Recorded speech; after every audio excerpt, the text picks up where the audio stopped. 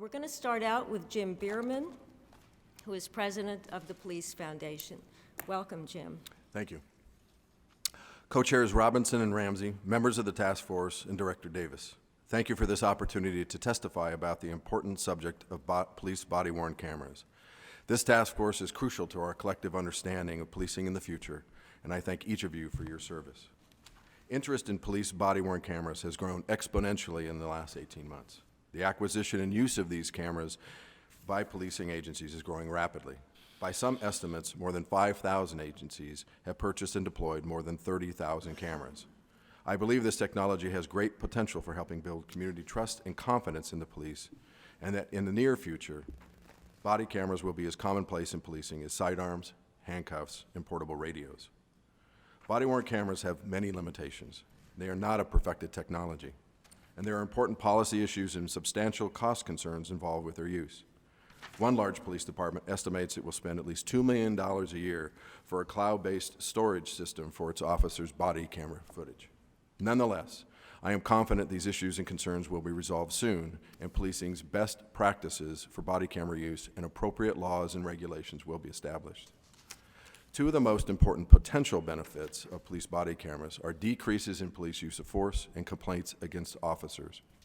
An often cited study in Rialto, California found that camera-equipped officers had 87% fewer use of force incidents and 59% less complaints than officers not wearing the cameras. This has obvious connections to building trust in the police. I believe the various technologies connected to body-worn cameras, laws, policies, and society's acceptance of them will rapidly change the cameras themselves and how we understand their use. Perhaps a forward assessment of where we will be very soon with this rapidly changing technology, as opposed to where we are now, is the most important view of this issue the task force can take. Accordingly, and at the risk of proving true the adage that prediction is difficult, especially about the future, I forecast that over the next 5 years, our increased knowledge about this technology will substantially advance police and citizen training to enhance police legitimacy, procedural justice, and reduce police use of force. Costs associated with this technology will come down, and there will be advances like automated activation, smartphone integration, miniaturization, multiple lenses, and real-time video transmission as more manufacturers enter the market. Most policing agencies will use body cameras, and there will be widespread acceptance of them by police officers. Innovation will occur in the use of body cameras to further investigative and crime control strategies in the areas of facial recognition and social network analysis. There will be an integration of body cameras with other emerging technologies like small, unmanned aerial vehicles, especially wearable and car-based drones. Some police agencies will lose control of their videos, and many of them will be unofficially released to the public. And finally, point-of-view wearable cameras will increase in popularity across society and be employed in a multitude of industries and situations. And not all of them will be good, as indicated by yesterday's CNN report that one of the Paris terrorists was wearing a body camera and that footage of his rampage was transmitted to other terrorists during the attack. I make the following recommendations for the panel's consideration. Congress should increase funding for rigorous scientific research on the impact of police body cameras and for the development of this technology. It should also support the President's request to fund police body cameras. The Department of Justice should explore linking federal funding to the mandatory use of cameras if rigorous evaluations prove that they do, in fact, reduce police use of force, officer complaints, and increase public trust in the police. And it should do so in a manner similar to the way in which federal funding for ballistic vests is linked to mandatory wear policies. State legislatures should analyze their public records acts and modify them to reflect the practical realities of using this technology. They should also try and reduce the cost of video storage by exploring the development of state-funded police cloud systems. And finally, all policing agencies should adequately plan for their use of body cameras by considering costs, policy and practice, and the education of their communities to elevate the public understanding of the capabilities, limitations, and challenges involved in using body cameras. They should also equip all officers working in communities with these cameras and provide the appropriate training to include police legitimacy, procedural justice, and fair and impartial policing practices. While I am very supportive of body camera technology, I want to remind us that as with any technology, it can produce significant unintended consequences. We should be attentive to signs that body-worn cameras might actually contribute to a decrease in public confidence in the police, especially if videos of poor police behavior are viewed as representing the norm rather than the exception, or if footage of citizens behaving poorly while interacting with the police go viral or become the subject of some reality TV programming. This will likely exacerbate the already serious divide between the police and some of the communities they serve. As we advance our understanding of body-worn cameras, it is important to remember that no single technology is going to serve as the panacea to the tension that exists today between the police and many of the communities they protect. Ultimately, this is a human issue, not a technological one. It is one of relationships that can be greatly enhanced by employing technological advances like body cameras. No matter how much we are enamored with technology, we must never forget that ultimately, in policing and protecting our communities, only people count. And it is with this mindset that police officers will find the true purpose of their selfless service and the honor that is bestowed upon them upon entering one of our country's most noble professions. Thank you. Thank you so much. Our next witness is Scott Greenwood, who is a civil rights and constitutional attorney. Thank you, Professor Robinson, Commissioner Ramsey, Director Davis, members of the task force. It is fitting that you are meeting in this city. This is the city that to me is home base. It's where I started my career. And it is where, with Al Gerhardstein, I architected perhaps the most ambitious reform process for police community relations up until this point in time. And if you heard from panelists yesterday and others as you spend time in our community, the reform process is all about re-engaging the community and the police department in ways that build trust, enhance accountability, and rebuild legitimacy. We did it in Cincinnati, and we can do it throughout the United States. Like Ms. Rice, I spent the first half of my career mostly suing police agencies and officers for police misconduct. In the second half of my career, I am mostly working with those agencies around the country to enhance accountability, transparency, and rebuild trust. In that capacity, I guess I wear several hats. I'm general counsel to the American Civil Liberties Union, which was the first major civil rights organization to come out squarely in favor of the use of on-body recording systems, subject to protection for the privacy rights that I'll discuss in a moment. I've also served as special counsel to the city of Albuquerque, which is going through a reform process right now and recently reached a settlement agreement with the United States Department of Justice. That settlement agreement leverages the strengths of that department in being a leader in on-officer video and actually mandates its use, the first one of these in the country. Because they had such a widespread deployment of video, it became not just an opportunity, but it's also identified many of the issues that Mr. Bierman raised. Mistrust when there is no video. I've heard Commissioner Ramsey say on more than one occasion, you get in trouble for the videos that you don't have, not the videos that you do have. So all of those are things that I think really mandate a very hard look, not just at the technology, which is frequently touted as the solution or the panacea, but all of the surrounding legal and policy issues that go into effectively deploying a very good on-officer video program. As examples, I would refer the panel specifically to a number of cities and police departments that are doing this in ways that I think are right. Fort Worth, Texas, Mesa, Arizona, Salt Lake City. Those to me are really kind of beacon departments. Those are ones to look for how relatively large agencies have very successfully deployed on-officer video in ways that effectively balance all of the legal rights and all of the policy considerations in ways that actually build trust with the community rather than take it away. I like to think of these issues for on-officer video as almost the same type of issues you would have if you were a journalist. You really need to know the who, what, where, when, and why. All of those are questions you have to ask that lead to 6 broad policy considerations that any agency really needs to have before it implements on-officer video. I don't want to see police departments around the country carelessly adopt this technology and put it on all officers until they have the right policies in place. Former Chief Tom Stryker and I of Cincinnati developed the first model policy that's been broadly disseminated as early as 2012, when it was clear to us that the trend was towards a fairly rapid adoption of the technology. That has influenced the ACLU's white paper. It served as a discussion model for Police Executive Research Forum, and it's contributed to discussions among major city chiefs association members as well around this technology. So here are really the policy considerations that we need to look at in implementing a body-worn camera program. The first one is time.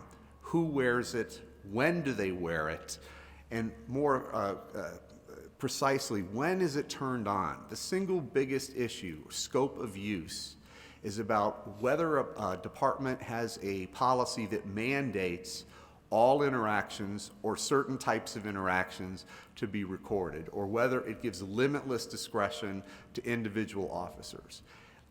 Too much discretion or limitless discretion will lead to a lack of acceptance for body-worn cameras among the public. If officers can edit on the fly, delete footage, or selectively choose which encounters to record, there will not be support for the technology within an agency. That is the single biggest consideration.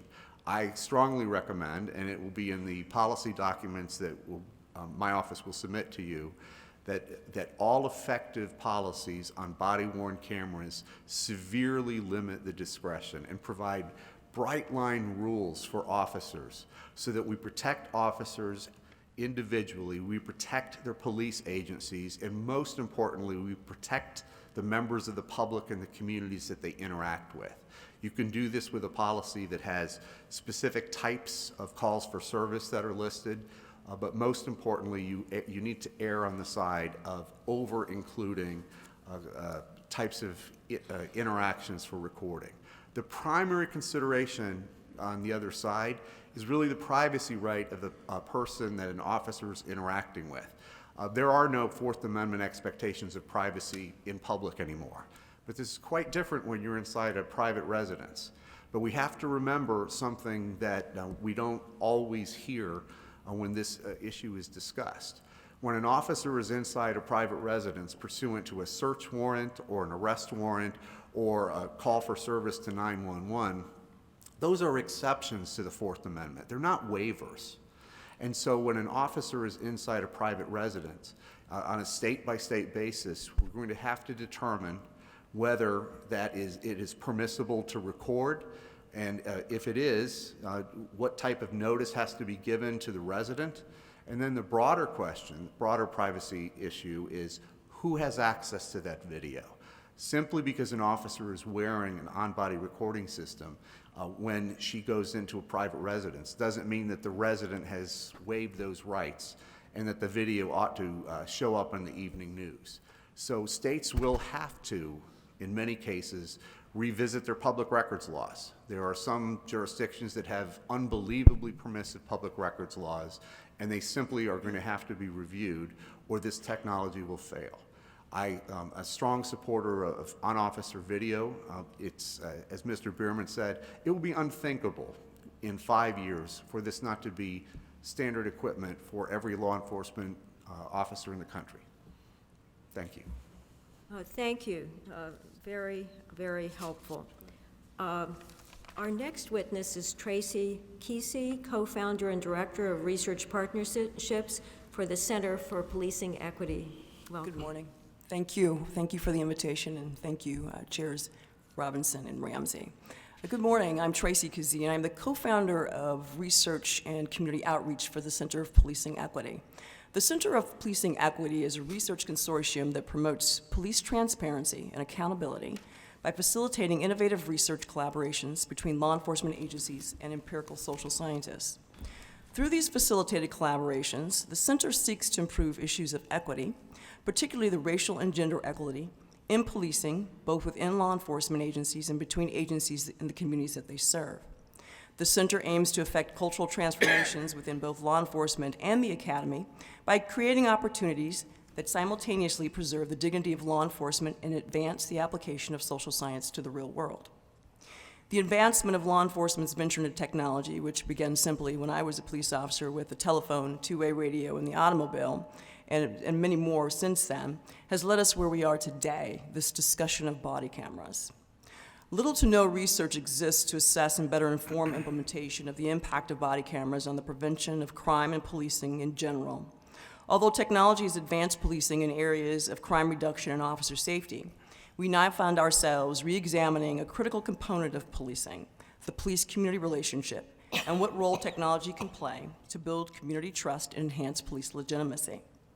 Early studies show promising results under certain conditions.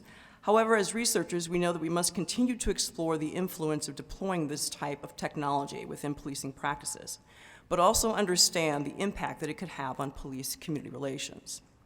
Well-executed research can help uncover answers to important social questions, or at least point us to additional areas of study, with the goal of providing a vital impact on policy formation, as well as practical applications to lead us to measurable change.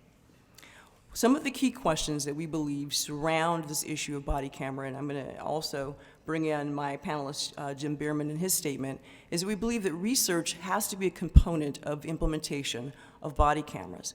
It's important to understand what that impact is with community, as well as the impact on law enforcement and its organization. For research considerations in body camera, we ask that when we talk about deployment or funding those cameras, that we build around it a framework to begin to answer some of those questions. So for example, Luis Daniel Gascon from the University of San Francisco is asking that we explore further whether or not the implementation of body cameras reduce or increase, as stated earlier, complaints, litigation, the type and duration of traffic stops and pedestrian stops, and ultimately, what role does the camera play in increasing and decreasing community trust and legitimacy? Professor Dolores Jones-Brown from John Jay College. This is something that has also come up in regards to a community cultural context. There's a necessity to explore the interpretation of video footage on its own, examining cultural perspectives of interpretation with the understanding that everyone does not have the same lived experience when it comes to police-citizen interactions, as well as understanding the existing tensions between community and law enforcement. For my partner, Dr. Phil Goff, and we are talking about policy implications. With the implementation of body cameras also brings with it the need for comprehensive policy governing its use. Although there are many examples of model policy, attention should be paid to examining the events that may result from unidentified issues or deficiencies resulting from standing policies. So are those things that we are missing, or are those cameras creating situations that we have not yet anticipated? Again, I think around our research and the research of our partners, we ask that, again, research be funded, but we also think that research has to be done around what was stated by Attorney Greenwood, those legal considerations of body cameras. So law enforcement's use of technology also highlights the importance of legal considerations that we believe also must be examined, and I think some of those we do share. Privacy, and we understand that, is a legal question in criminal justice framework that is tied to the meaning of reasonable expectations of privacy, which was stated earlier. And what are those situations that are, as we state, considered private or rise under, or considered search under the Fourth Amendment? Again, researching public spaces and the outcomes of those cameras in public spaces. We certainly know you have an expectation of privacy, but we also know that law enforcement does a bulk of their work in public spaces. And what would that definition look like? And what in those areas are presumed to be private interactions? One of the things that was not mentioned, and we believe it should be added to the research agenda, is the law around wiretaps. So we know that some states have those two-party permissions, and then what provisions should there be, if any, under individual state laws, and what conditions can those body cameras be used in those interactions? State right-to-know laws, exceptions for ongoing investigations and videotapes that are identified as record, typically for law enforcement departments. And as long as the investigation is ongoing, how do we know what we can give to the media, what do we not want to give to the media, And then also, this also would pertain to internal affairs investigations as well. And then, as also stated, open records laws. Should there be some exceptions made in those in the open records laws? And I think keeping in mind the resource drain that open records laws have on law enforcement when you're making those requests. This will be a different level when it comes to body cameras and processing that information and redacting those things that need to be done legally. The CPE believes that there is a need for research, and the exploration of additional legal considerations are very important to the implementation of body cameras. We also recognize that it is not the solution to the issue that is happening on the ground today. It's not the sole solution to that. It is only part of a solution in many. We are honored to be asked to join today in this important conversation, and we look forward to your questions and the conversation. Thank you. Thank you. Thank you so much. Next, we have Bill Lewinsky, who is Executive Director of the Force Science Institute. Welcome. Thank you. It's an honor to be here. Our research is primarily directed in the area of human performance under high stress. We're focused on the behavioral dynamics of the officer in the street, trying to understand those dynamics and the application of training, and then from our research, the application of that research to training, and incidentally to investigation. We'd like to comment chiefly on two areas, one of which is the community's comments we keep hearing over and over, that if we only had a body cam here, we would see what really happened. And the comment of a judge in a very high-profile case who said, I don't need anybody to help me see what happened. I can see it with my own eyes, looking at a video captured on a camera. And both of those statements are not accurate.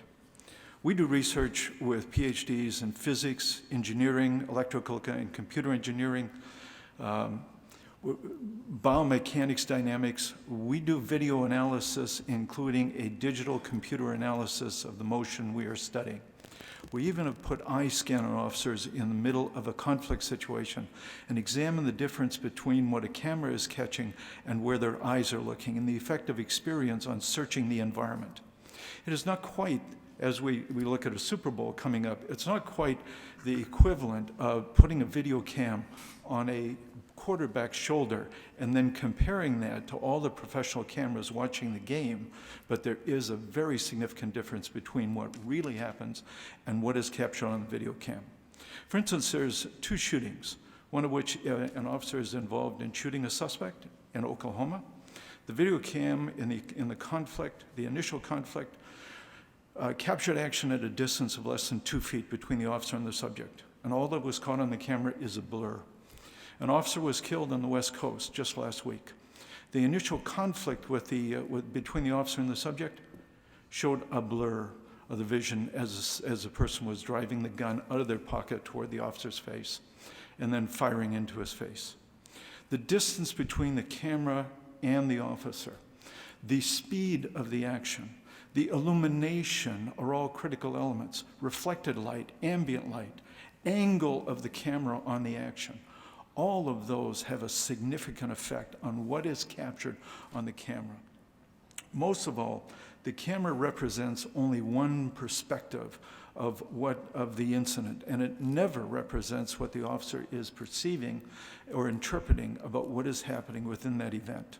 In fact, our research indicates that there's a significant difference in eye scan of a critical incident between novices and experts. And that's exactly what we find in athletics. The expert athlete knows what, where, when, and how something is going to evolve and is looking for the play. Wayne Gretzky, for instance, said he never went to where the puck is.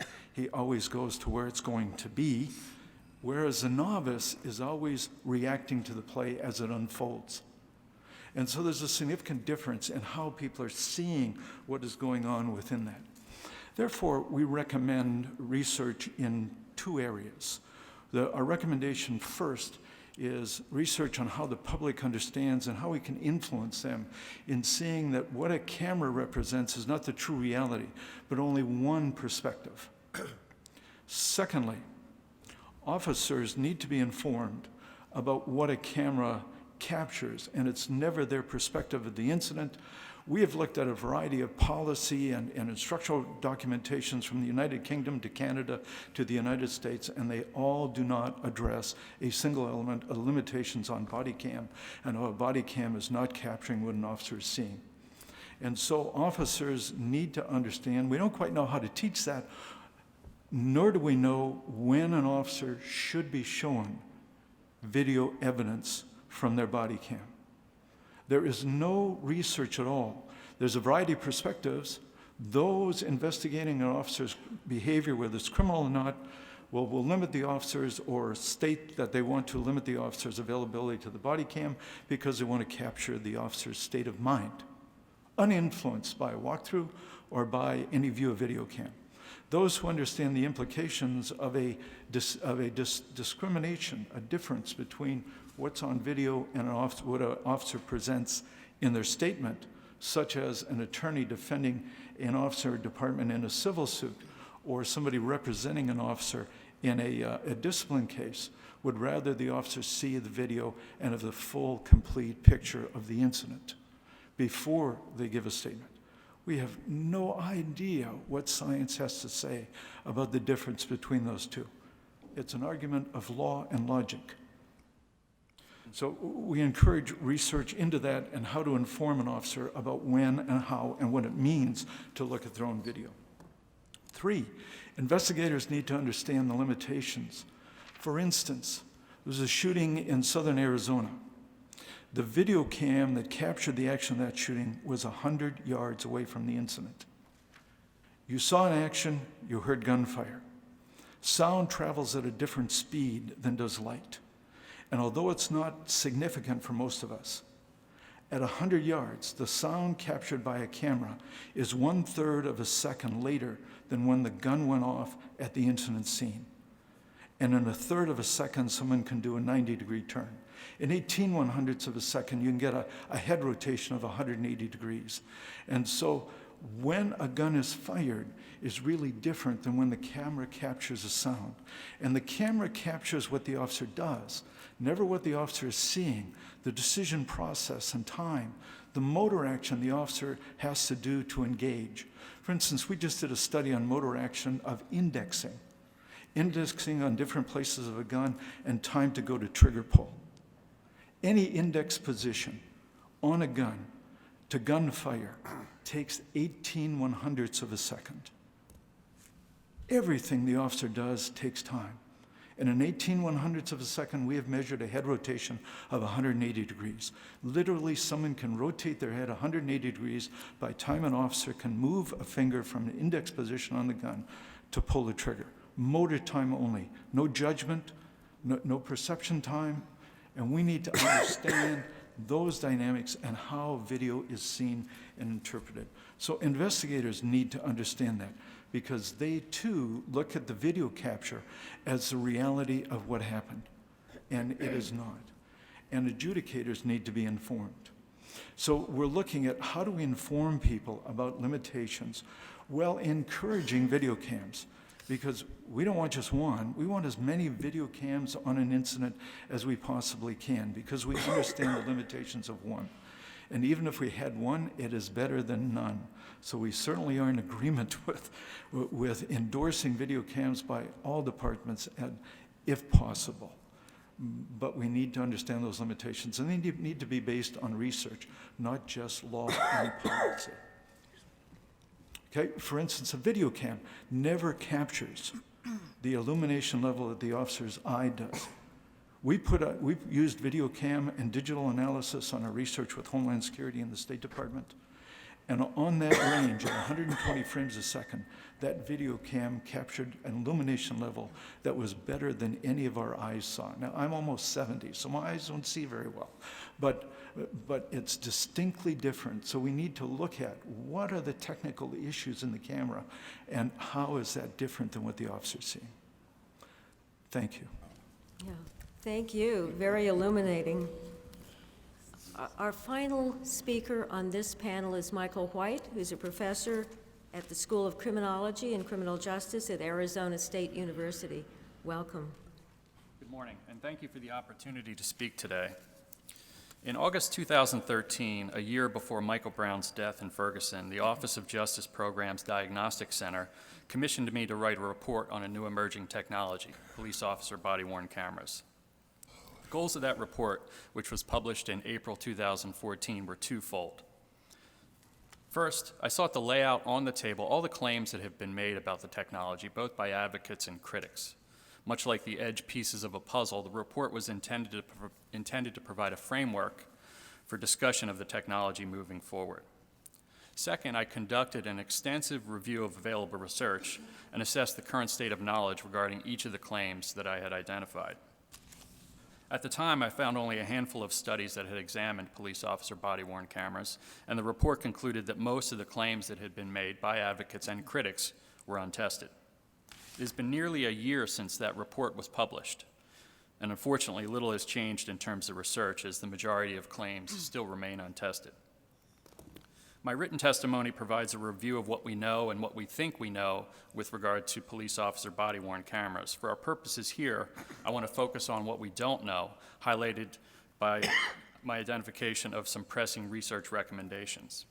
The first research recommendation: we need to investigate the potential for body-worn cameras to cause better behavior among police officers and citizens, what is often referred to as a civilizing effect. Several studies, the Rialto study, which was mentioned earlier, have documented significant reductions in officer use of force and citizen complaints against officers after the adoption of body-worn cameras.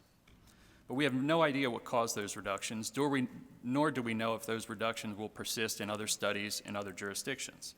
Do body-worn cameras cause the officer's behavior to change, the citizen's behavior to change, or both? Certainly, some of the reductions in citizen complaints may be explained by changes in citizen reporting patterns. Perhaps citizens are less likely to file frivolous complaints when police officers are wearing cameras. A related question is whether body-worn cameras can prevent the kind of tragic encounters that ended the lives of Michael Brown and Eric Garner, and again, we simply do not know. The second research recommendation: we need to create a repository of departmental policies governing body-worn cameras. Though there is some guidance in terms of policy development, specifically the IACP model policy and the policy described by Mr. Greenwood earlier, departments still have few places to turn to get information regarding core areas of the technology and its implementation. Moreover, the repository should include a detailed review of the core issues that should be covered in a policy, and we should investigate the variation in those issues across the available policies. What do policies say with regard to camera activation? What do policies say with regard to data storage and retention? A review of the commonalities and differences across policies would give police departments a valuable resource to make informed decisions on their own about their own policies. Third recommendation: we need to explore the potential for body-worn cameras to be used as a training tool, both in the academy and during field training with rookie officers. Police recruits in the academy could wear body-worn cameras while participating in scenario-based training exercises, and then instructors and recruits could review the video afterwards to evaluate performance. Body-worn cameras could also be used to monitor on a daily or weekly basis the performance of rookie officers on the street during field training. The training benefits of body-worn cameras remain largely untapped. Fourth recommendation: body-worn cameras hold tremendous promise as a violence reduction tool. Police-citizen encounters are transactional events, with each participant making decisions and responding to the decisions of the other participant. As a result, a use of force by a police officer is the culmination of a series of earlier actions and reactions. However, review of force incidents traditionally ignore earlier stages of the encounter and focus entirely on the final frame decision. James Fife called this the split-second syndrome, and he argued that it excused unnecessary violence by the police. Body-worn cameras represent an opportunity to overcome the split-second syndrome because the technology can facilitate a comprehensive review of forceful encounters from start to finish to determine why they ended in violence. The technology can also be used to identify best practices for resolving encounters peacefully. In closing, given the tremendous interest in body-worn cameras, there is potential to grow the body of scientific knowledge very quickly. But that can only happen if police departments engage with researchers as they implement their body-worn camera programs. As the technology diffuses widely, so too should research on the technology. Thank you. Thank you so much, Professor White. We're going to start our questions with Sean Smoot. First of all, what a powerful panel, and thank you so much for your testimony this morning and for traveling to address us. We really have a preeminent group before us in all of your areas, and your testimony is very much appreciated. I'm going to ask this question to Mr. Greenwood, but other panel members may want to give some input. Looking across the country at implementation of body cameras, and it is happening very rapidly, and frankly, maybe too rapidly in some departments that are, just trying to deploy almost on a trial basis without any real policy. One of the major concerns that I think needs to be addressed is the issue of public records and privacy, not just of citizens that officers come in contact with, but also officers themselves. And it seems to me that there hasn't been a very good line drawn on when something should be subject to public disclosure. And it comes to mind there was recently an officer killed in the line of duty who was shot, and his last moments of life were captured by his body camera.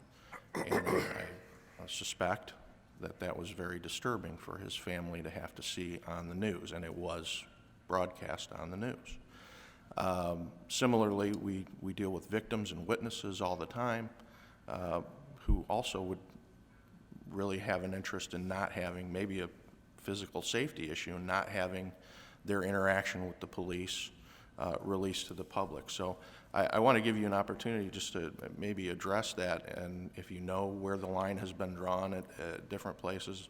It seems to me more than even just a legal question, but also a question in some regards of community standards and decency as to what information should be released. And maybe the answer is, if it's evidence in a case, it's released, and if it's not used as evidence, it's not. But Thank you. These are excellent.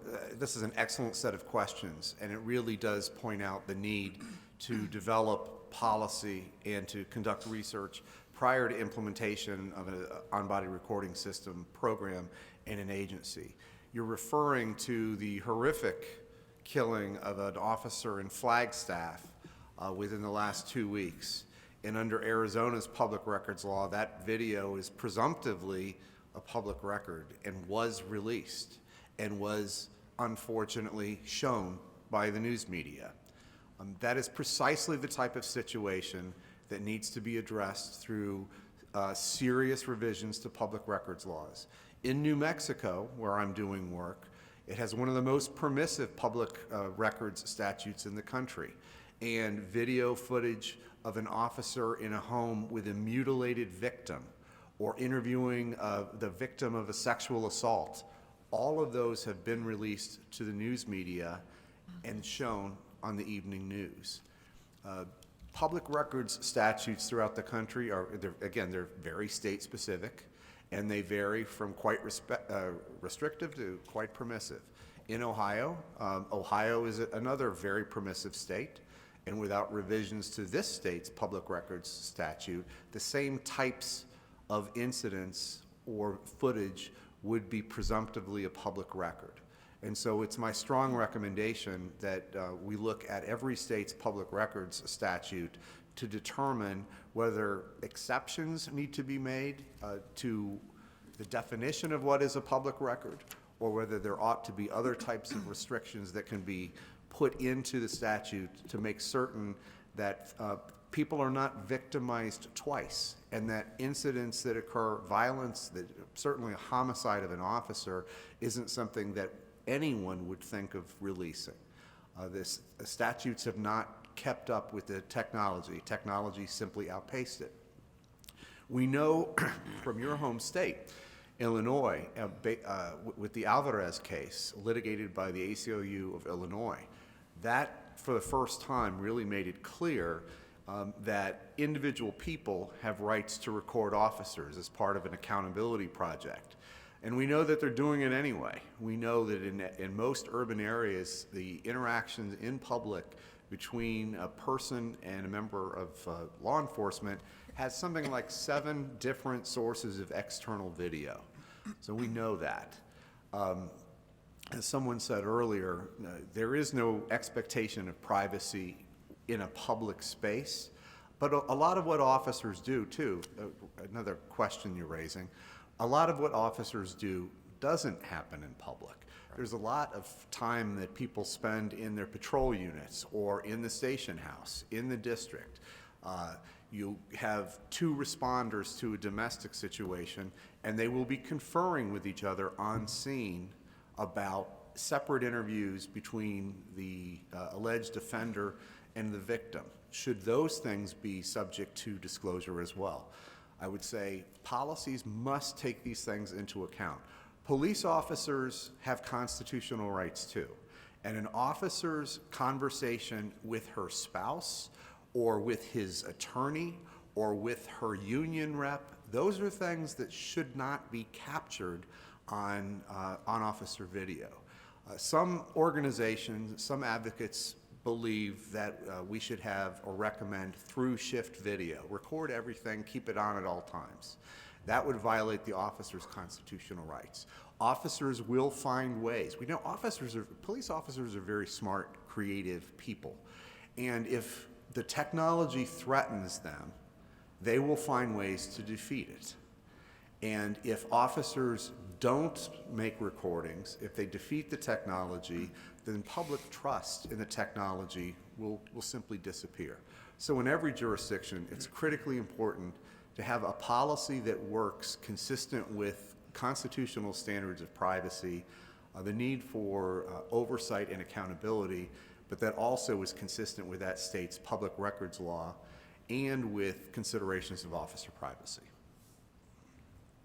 Commissioner Ramsey? Just quickly, and it's been, I guess, answered in a way from Scott's last comment, but as a police chief, I always feel like I'm behind the curve when it comes to technology. Not just because I don't always understand the technology, but also how do you control it? What policies need to be in place? What are the other considerations? Today we're talking about body cameras. Tomorrow we'll be talking about something else. Technology is moving at a pace where laws can't keep up with it, policies can't keep up with it. There's so many different moving parts. How do we have that discussion so we can create, for lack of a better word, a checklist of something that needs to be taken in consideration as these things emerge and as departments start to use them, if that makes any sense. For license plate readers, most departments have that. How long before facial recognition software is now applied, and as you're driving down the street, you're scanning faces of people? Just because you can do something doesn't necessarily mean you should do it, and we need to have these discussions up front, I think, to take these things into consideration so that we don't run into issues. Jim Bierman mentioned a couple of things, drones and all these different types of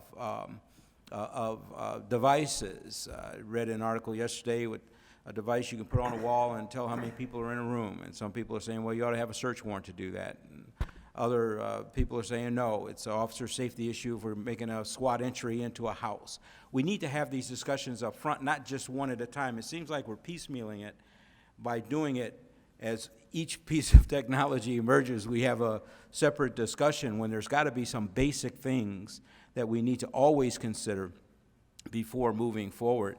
Having the ACLU or organizations like it involved, having researchers involved, having police professionals involved, who are the right people to have in the room to have a broad discussion that would be of use for a police chief before they begin thinking about introducing a particular type of technology. Chuck, if I might address that Yeah. a little bit. I think part of what you're talking about here is building capacity in police departments. In larger departments, you might see in the future, and I believe this is going to happen, that you might have in your department your own criminologist, you might have a cultural anthropologist, you'd have a psychologist, you'd probably have a ethicists to answer help you with some of those ethical questions. and a technologist, somebody who is your chief technology officer, not so much in terms of how does this wire connect to that one. There are people that do that today. But how do you understand the unintended consequences of the technology you're considering? How do you understand disruptive technologies? The technological expansion in this country is exponential in nature. What we are talking about today will be obsolete 6 to 12 months from now. It is happening so fast. So I think one of the things that, and this is where the federal government could be of assistance, or state governments, larger entities could create, even, a smaller agency is not going to go and hire their own criminologist or an anthropologist, but if there was some capacity to be able to say, here is this center for the future of policing, and in that center are all of these people, somebody that helps you understand the internal and external cultures that you're working with, the ethical nature of the decisions and the technology that you're dealing with, et cetera, and all those different pieces. Because I think that this technology appears to be about this little thing you put on the front of your chest or on your eyepiece, and that's not what it's about really at all. It's about all of these other things. Sean was talking about how the death of an officer should or should not have been put out. That's an ethical decision.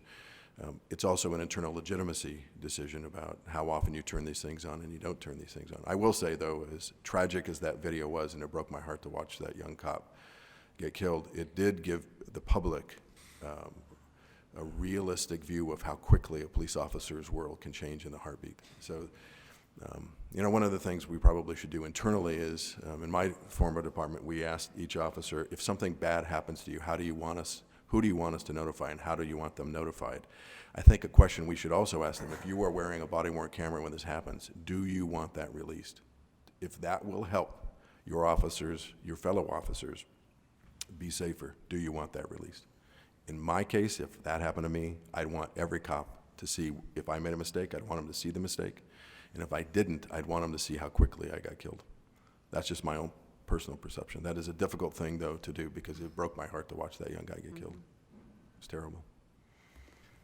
I think if I could add to that, Commissioner Ramsey, you asked a question about who needs to be involved and how do we do this not in a piecemeal fashion. I think that we have to have an ongoing series of communications involving all stakeholders in this in the development and growth and interaction of technology and policing. Because at the end of the day, it isn't about the device that's put on the head, on the glasses, or on the chest. It really is about the merging of the relationship between the police and the interaction with the community.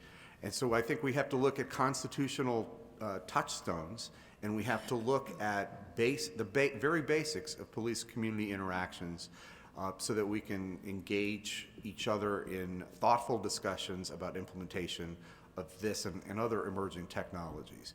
And that means having line officers, the police unions, police administrators, civil rights advocates, grassroots advocates, the business community, underprivileged and underrepresented communities need to be part of the conversation. Do people want to live in a community that is more protective of civil rights, or do they want to live in one that is less protective of civil rights and perhaps has other values as well? But those conversations always, I think, have to go back or be tethered to impact on people's constitutional rights and that police-community relationship. If a technology can implicate in a surprising, unforeseen way people's civil liberties and civil rights, then it's something that we need to consider quite carefully before we simply fling it into the field.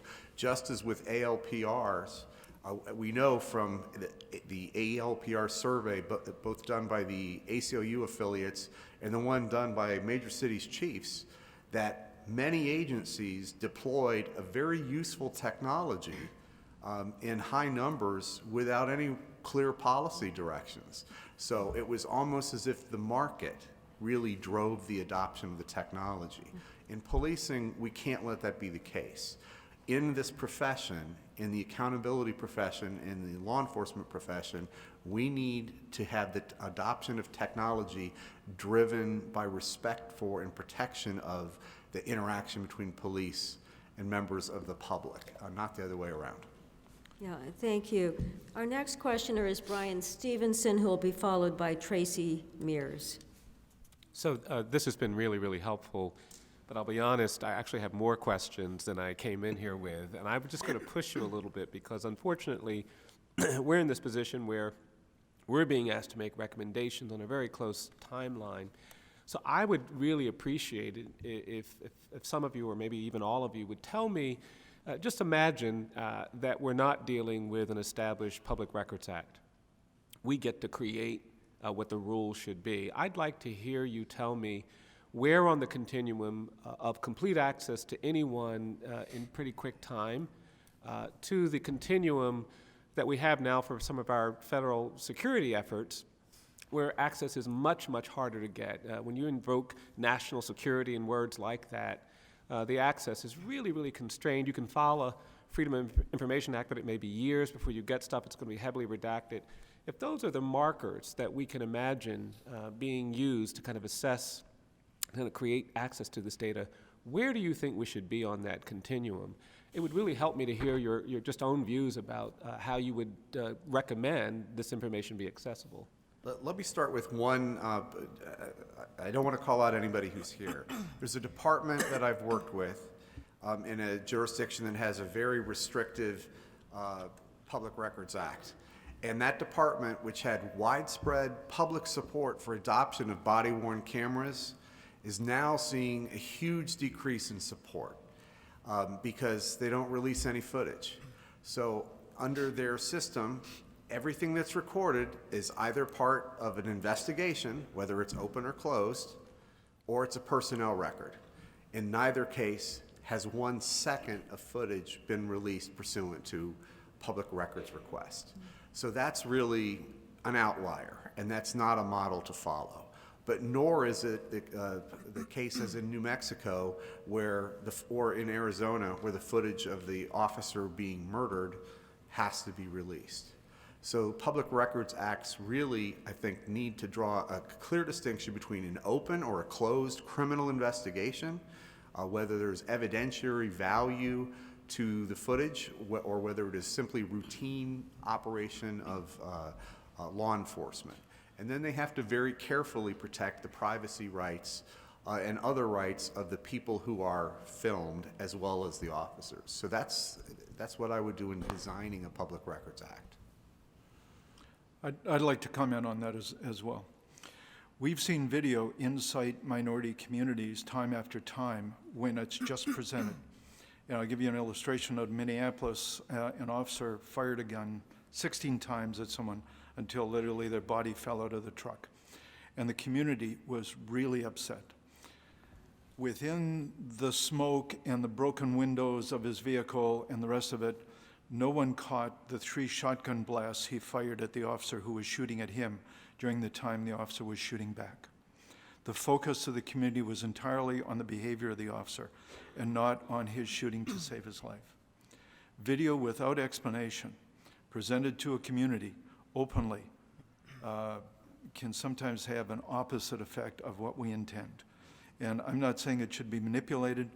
It's just what is happening in the video and how might it be misunderstood as opposed to an informed element, neutral element about what is actually being presented in the video. Tracy Mears, followed by Jose Lopez. I think my question follows on what Dr. Lewinsky just said. I intended to ask a different question, but the panel provided so much detailed information, some of which I wasn't aware of.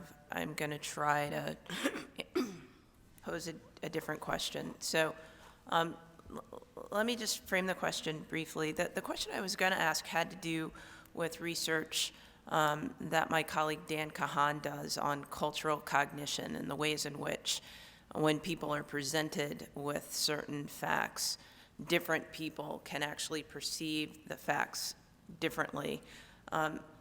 That might assume that we actually have a factual record that we can all agree captures the true reality. And Dr. Lewinsky's testimony now makes me really concerned about the ability to actually capture what, I wrote this down, a neutral element. I'm not sure what that would mean anymore, frankly, from a technological standpoint. But let's assume that we could. Let's assume that technologically we have camera footage that is in fact capturing the reality, whatever that is. We know that the cultural cognition research gives us great pause to assess our ability to come to some consensus about what those facts are. So here's my question, and I'm not sure who it's for, but does this suggest, maybe it's for you, Professor White, does this suggest that we should just think about the different purposes for which we're looking at this differently? In other words, if it's in fact an investigation, a criminal investigation, then some of the concerns that Dr. Lewinsky raises, along with these cultural cognition issues, might make us a lot more concerned than if we are using the cameras diagnostically, looking at what rookie officers are doing for training purposes, so on and so forth. And I wonder if, in terms of recommendation, any of you have anything to say about that kind of bifurcation, that we should be very liberal in our use of this for diagnostic purposes, for training purposes, but think very differently about how we're using body cameras, footage retrospectively for investigation purposes. Yeah, I can respond to that, Professor Mears. I think it's important that the decision to adopt a body-worn camera program be slow and deliberate. It should consider a range of issues, and a big piece of what needs to be discussed up front is why you're doing this. What are your goals for adopting a body-worn camera program? Are they all about transparency and legitimacy? Are they about ensuring internal accountability of your officers? So I think if you start up front with laying out clearly what you intend to or what you hope to accomplish, that can at least start with a roadmap. And I think the other piece is that a police department should start that process with all of the stakeholders at the table. Obviously, there are important internal stakeholders that should be at the table when a chief decides to adopt body-worn cameras. The union, certainly, the technology unit, but the implications of this technology go far beyond the police department. Certainly, you'd want to have people from the court system, from the prosecutor's office involved, because it has significant implications for their job. And you can bring in other important stakeholders that are external to the police department and external to the criminal justice system, advocacy groups, victims groups. There's a presumption that citizens are feeling warm and fuzzy about body-worn cameras, and that may not be entirely true. Several of the panelists talked about victims and other people who may not be entirely happy to have an incident recorded. It's a general fact that police officers often are responding and dealing with people who are having the worst day of their lives, and that creates some issues to think about in terms of the recording and releasing of data. But I think you begin by sitting down and thinking seriously about what your goals are. Why are you adopting body-worn cameras? Can I have a quick follow-up? Okay, so you do that, but what about this idea that you could actually, you have all the people in the room. Do you anticipate problems with this idea that we're going to use this footage for these reasons, but not for others? And how do I think about that?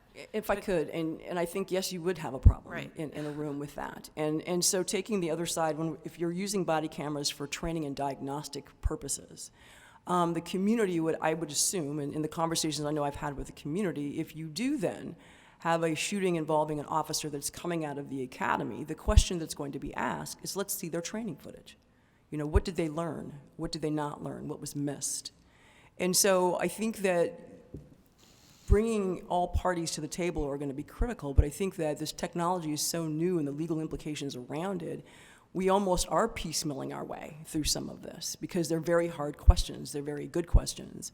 But as a trainer and a person that was over the academy as well, I see great use and being able to show officers their, behavior, whether or not they're responding. But I can also tell you, as a commander over certain officers, I have some grave concern if they get into a shooting and the request then becomes for all of the training footage where the academy is that space where they're supposed to be making those mistakes before they get out. A couple points, if I might. I would refer the committee to, again, I'll point out Salt Lake City. In Salt Lake City, the first piece of equipment that a recruit is given is a body-worn camera. That cadet wears that body-worn camera during all of his or her sessions in the academy, both for tactical exercises, situational exercises, and that is a way of having continuous feedback and improvement as they go through the academy. So by the time the officer joins the field, that officer is familiar with not just the particular device, but the agency's policy, and it becomes a really second hand to her. But I agree with Professor Mears. There are different purposes served by implementation of a body-worn camera program, and as Professor White said, each agency really has to decide why are they doing this. If the reason is solely for internal diagnostics, officers may feel that it's a way to play gotcha. If it's just Big Brother, it cannot be Big Brother. So you have to have a carefully titrated balance here in your policy. But I also wanted to address the point, we can't let the perfect be the enemy of the good. We will never have a technology system that provides exactly the same level of recognition of what happened to an officer as Dr. Lewinsky describes. That just isn't possible. That would be having another human being. We can't do that with technology. But what we can do is something that more closely approximates and provides some neutral basis for assessing the interaction. And right now, this is as good as it gets. When we look at the standard for use of force under Graham v. Connor, that is measured, as the panel knows, from the reasonable officer's perspective. You don't have the reasonable officer's perspective solely through a narrative, but video on the officer is one of the factors that can go into our evaluation of any particular use of force, as well as the officer's stated perceptions and observations as well. So we can't let the perfect be the enemy of the good. Our next questioner is Jose Lopez, followed by Brittany Pagnet. Yeah, so I have two questions. The first one for Mr. White. So yesterday there was a panelist, Professor Alpert, who had a recommendation in his testimony in regards to creating a force factor for each use of force. And he defines that as a computation that explains how much more or less force was used compared to the level of suspect resistance. And I had said yesterday that I was skeptical of any measurement that was solely defined by officers. And so I'm wondering, in the rollout of the body camera program, could cameras be a more objective measure of severity of police force versus suspect force? Well, I think my response to that is, the beauty of the body-worn camera is that it provides that permanent video record of what transpired. And if used properly and turned on at the beginning of the encounter, it captures the entire incident. So I'll go back to my earlier statements about the focus on the final frame decision. I think that what body-worn cameras allow is a review of the entire incident, of all the decisions that are made from the start. How did the encounter begin? Did the encounter begin with the officer being rude and disrespectful? Did the encounter begin with the officer being respectful and then the citizen replying disrespectfully? So you can track each decision made by each participant. And I think that provides more context than just the simple creating a formula, essentially, that measures one versus the other and creates that calculation.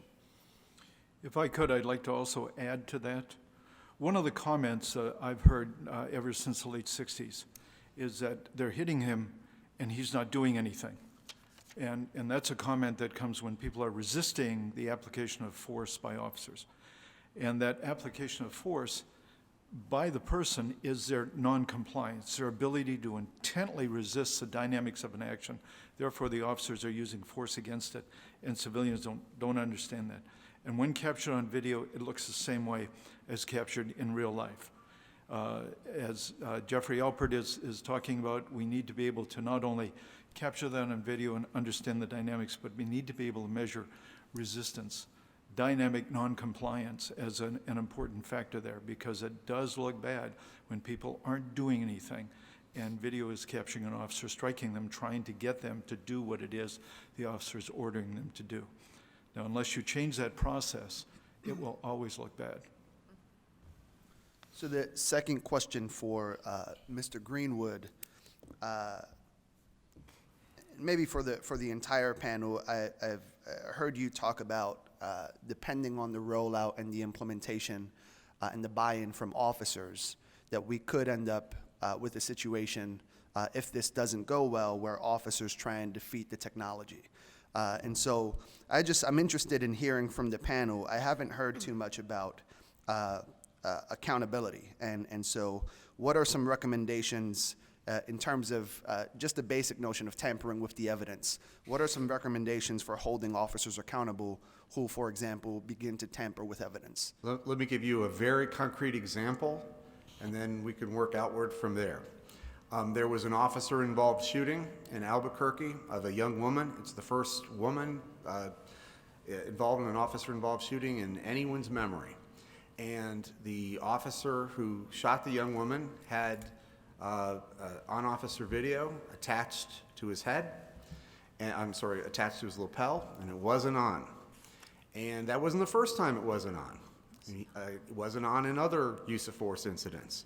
Mysteriously, it was on during other interactions on traffic stops in the same shift. That particular officer, once the video was forensically examined, it was determined the way he used his camera was to completely power it down in between interactions, which defeated the buffer that was built into that particular type of system. That's the only reason that an officer would turn that type of system completely off. And so there's no video of a critical incident.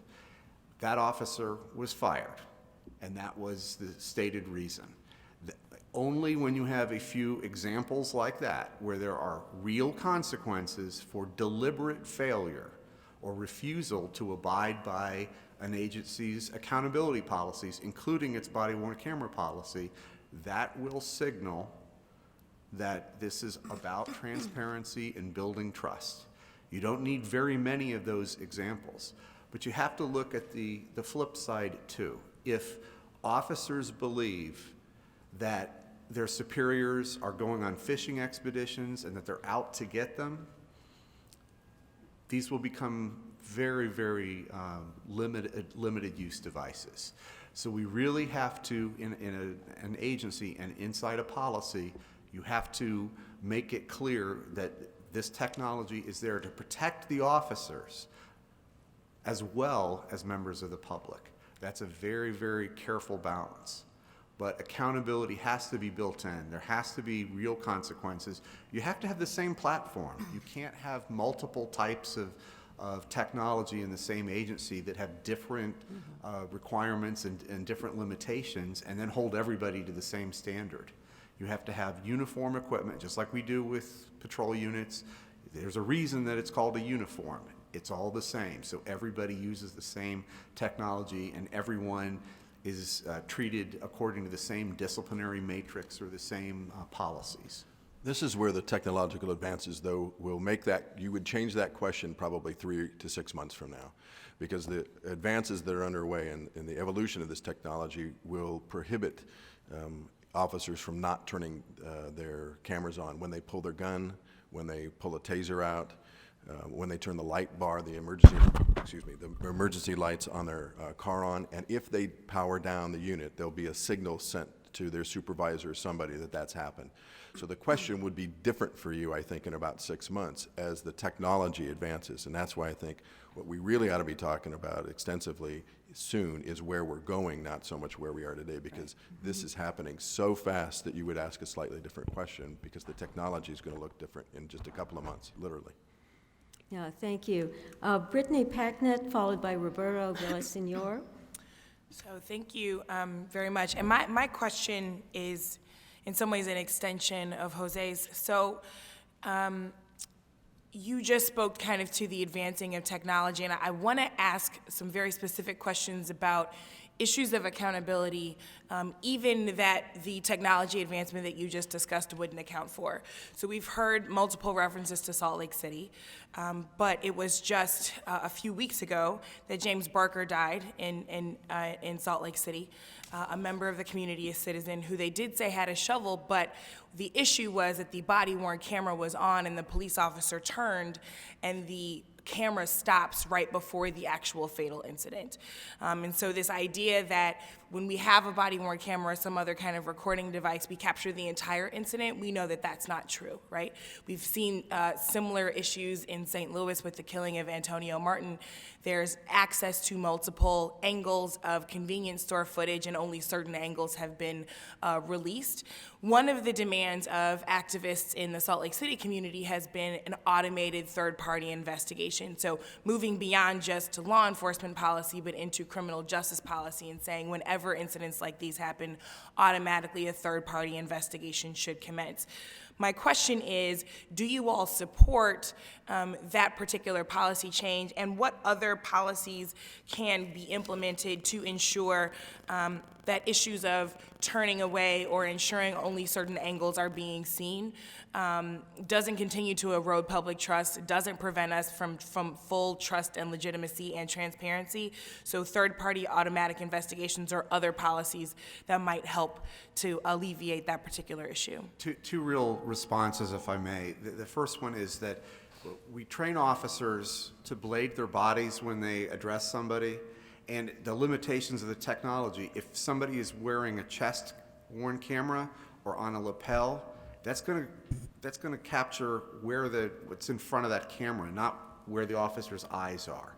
And so my strong recommendation to an agency is always head mount. Again, let's go back to the constitutional standard for use of force. It's measured from what the reasonable officer's perspective is.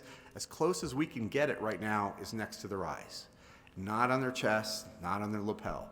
So you'll have incidents like in Salt Lake where there are multiple angles and they don't capture the incident because of how officers stand and how officers behave in interactions. So that's a technical limitation. In terms of a third-party investigation, in most agencies, when there is a significant use of force, including a deadly force incident, there are multiple levels of investigations that commence. There's an internal affairs investigation, there's a firearms review board if it's a firearms discharge, especially in a larger agency, and there should always be an outside investigation, not by some independent body, but almost always by either a prosecuting or district attorney or by an agency task force comprised of other jurisdictions.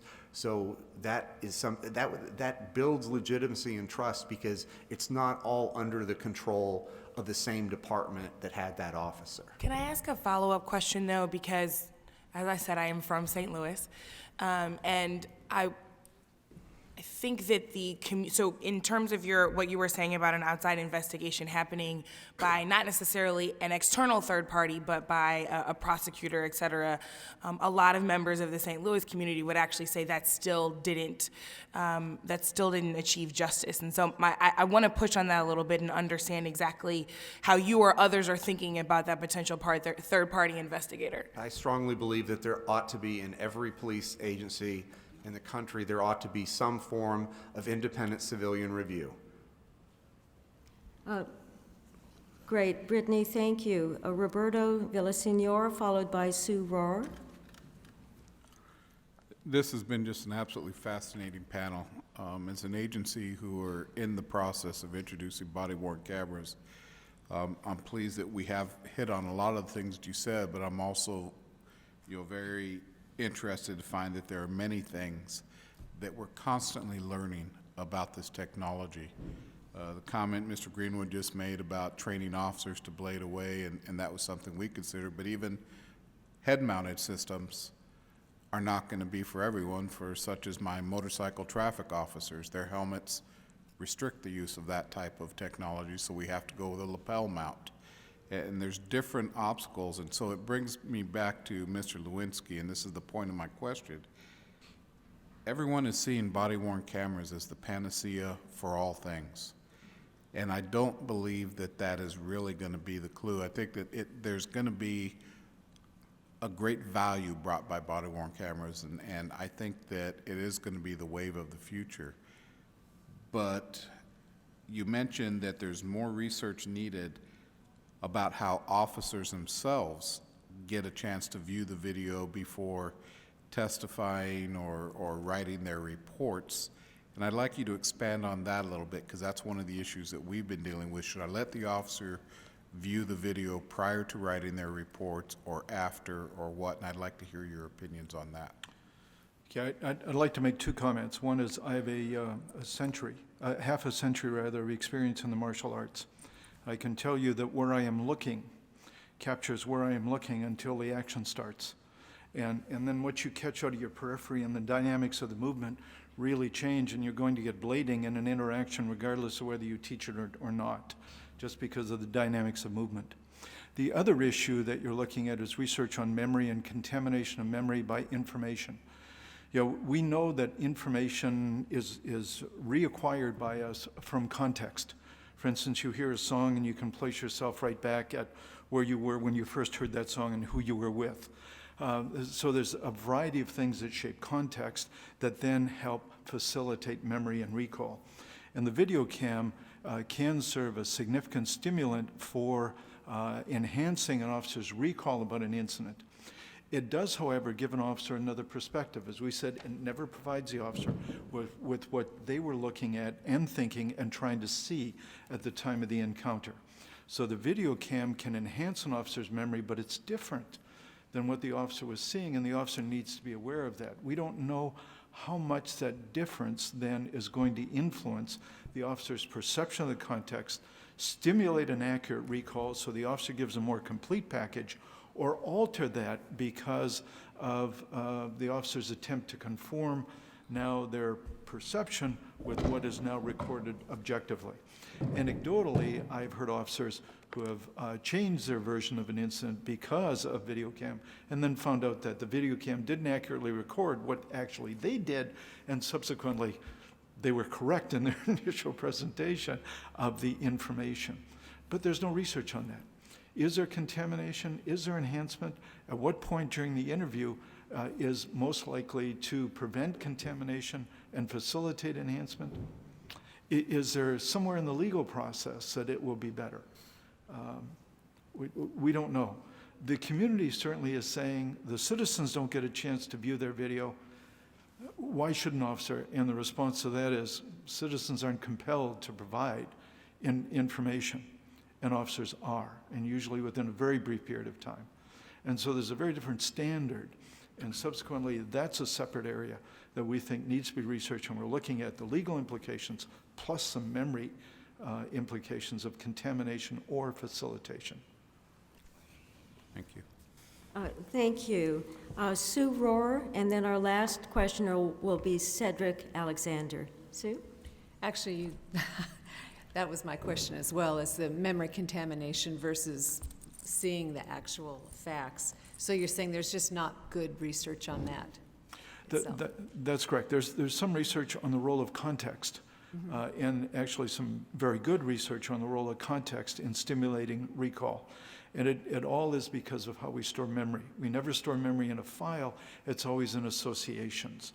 And so if you facilitate the association, you facilitate the recall.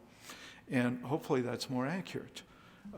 But how officers use video to stimulate recall, and whether or not it acts in a contaminating fashion or how much of a facilitating fashion, that has not been studied. And we need to understand that if we're going to make policy on that. Thank you very much. Thank you. Cedric Alexander.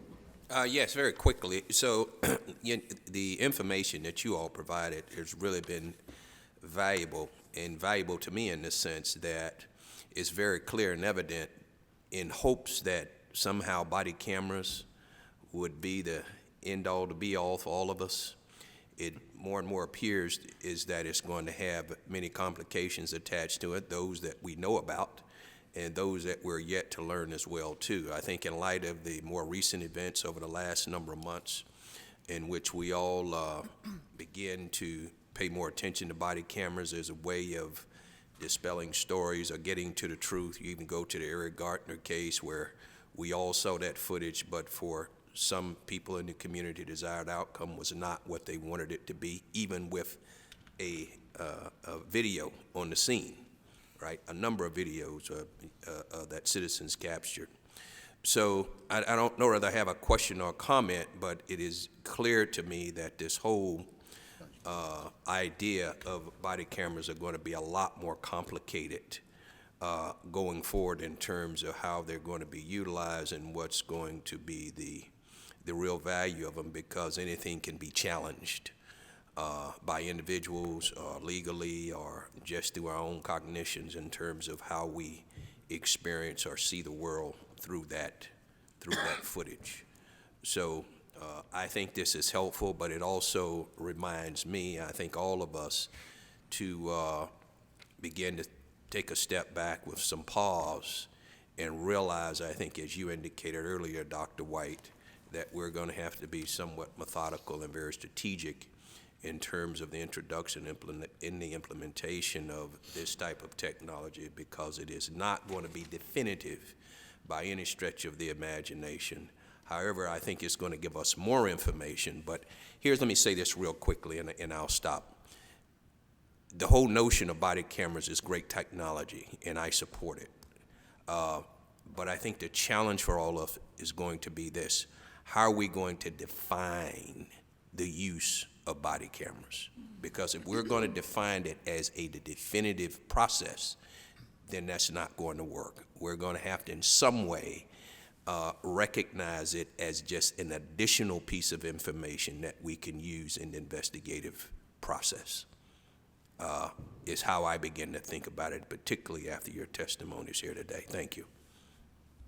Well, I will join Dr. Alexander in thanking all of you. It's been a terrifically rich set of comments from you, very helpful to us as we look to formulate our recommendations. I ask the task force to join me in thanking you.